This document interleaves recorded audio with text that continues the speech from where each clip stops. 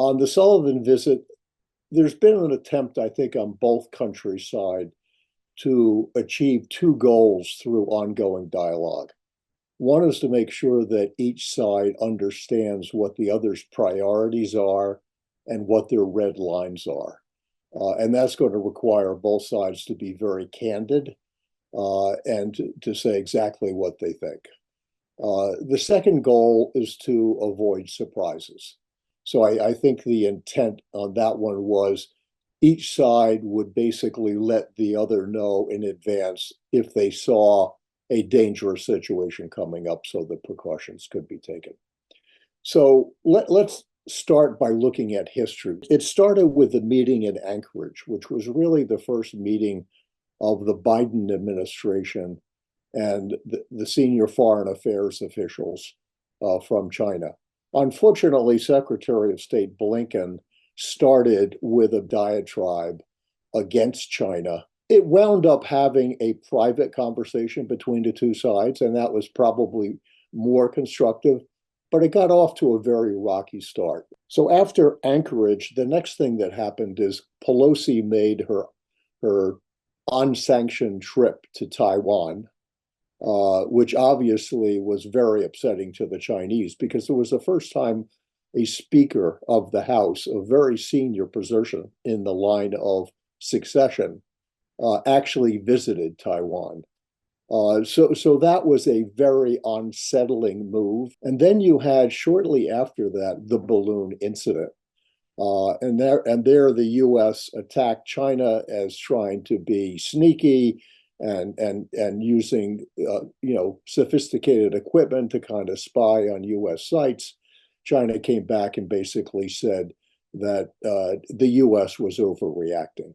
So if you take those three incidents, the relationship was probably getting close to an all-time low. So Wang Li took the lead for China, and for the U.S., they went to the National Security Advisor, Jake Sullivan. So they met in Vienna. The general sense you get is coming out of the Vienna meeting for the two of them was the building of a good, solid relationship and one that was based on mutual trust, which was very important. And so after that meeting, Sullivan and Wang met in Malta, and then they had another meeting in Thailand.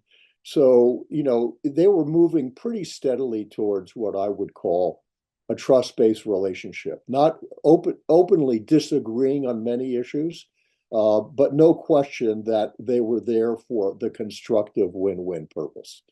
And so my understanding of the meeting in Beijing, it further advanced that discussion. The issues that were touched on were the usuals.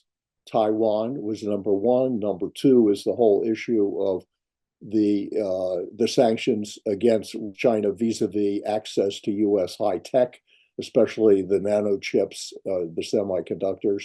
The good news on that in the discussion, as it was reported, is that the heat has been turned down on a number of those issues. So on Taiwan, the U.S. made it very clear that they did not support an independent Taiwan. They were not going to do anything to provoke independence. And I think on the technology issue, what's becoming increasingly real and apparent is that China is very difficult to slow them down in terms of technology advancement. So when Huawei came out with its new phone and had a chip in it that the US said China could never develop, well, somehow they got it. China cannot be contained. It may be possible to slow them down, but you're not going to be able to contain them and stop them. My only thought is that while dialogue is a necessary first step, and especially when you've got the right players in the room, and clearly that's happened, ultimately, what needs to happen, there need to be deals done. If you could start to build a pattern of trade-offs on non-controversial issues like climate change, if you can do that enough, you're going to create a tone that's not just mutually constructive dialogue, but it has real evidence you can point to. And once you get comfortable making those kind of decisions, then you can raise the stakes and take on bigger issues. But you've got to get to the point where there's genuine trust.